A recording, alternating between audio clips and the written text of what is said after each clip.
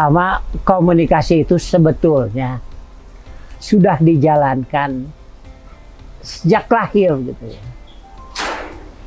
Artinya orang yang terbiasa berkomunikasi tidak akan sulit. Orang yang di rumahnya biasa bercengkrama di dalam keluarga tidak akan sulit membangun komunikasi dengan siapapun. Kalau di dalam ajaran Islam ada jaminan. Orang-orang yang komunikasi di dalam rumah tangganya bagus, maka akan bagus berkomunikasi dengan siapapun.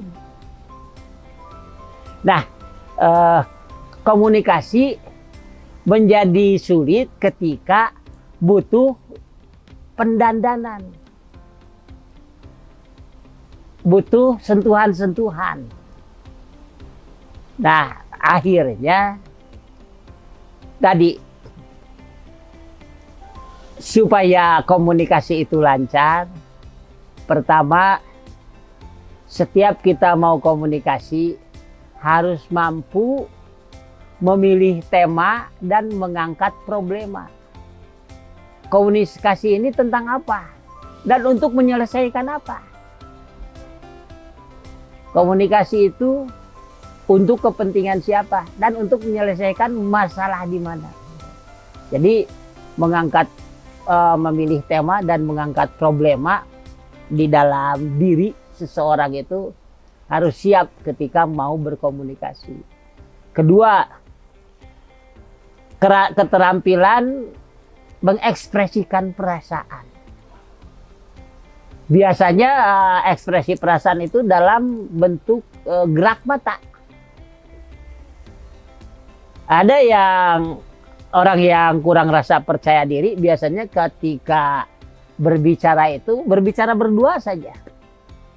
Jangankan berbicara di hadapan publik, berbicara berdua saja.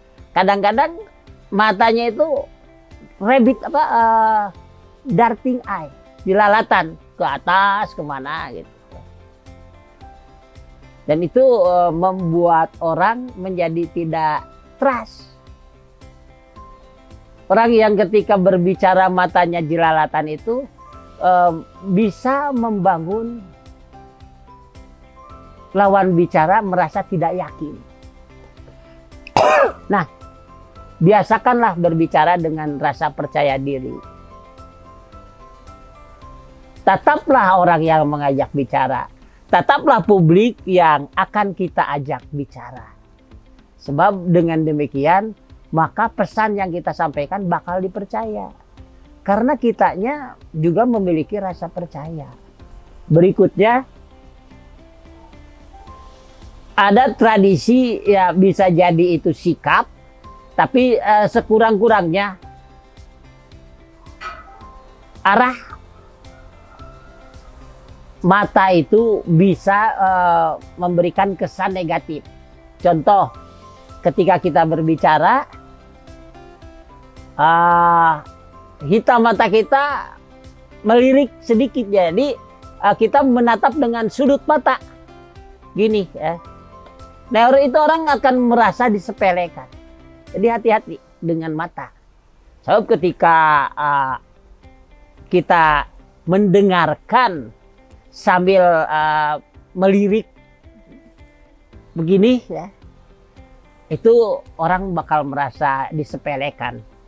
Dan itu berbahaya buat masa depan kepemimpinan.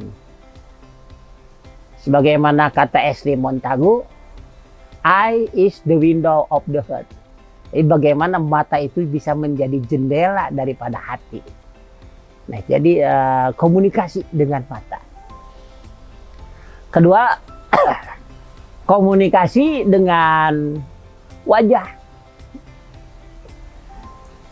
Mulut yang kurang senyum biasanya kurang bagus dalam berkomunikasi non-diksi.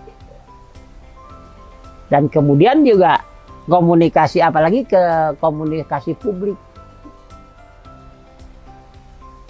Komunikasi yang menunjukkan kita tidak punya rasa percaya diri, atau kita tidak memahami apa yang kita bicarakan itu bisa dengan ya tangan yang nggak jelas, kadang sambil apa memotong-motong, menyobek-nyobek, atau di meja bergerak-gerak tidak keruan. Itu komunikasi yang tidak efektif, yang bisa membangun kesan negatif.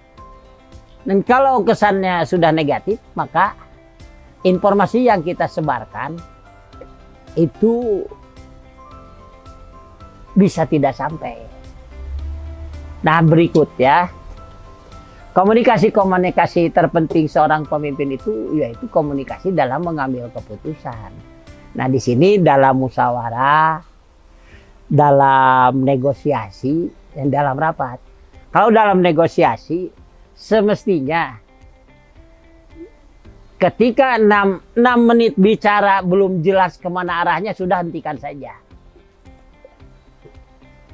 Sebab komunikasi yang akan mengarah kepada keputusan itu, menit ketiga itu sudah terasa. Jadi daripada capek berbicara, sudah hentikan saja dan close. Kita jangan berharap apa yang kita obrolkan akan sampai kepada MOU. Ya. Ngobrol yang lain-lain saja.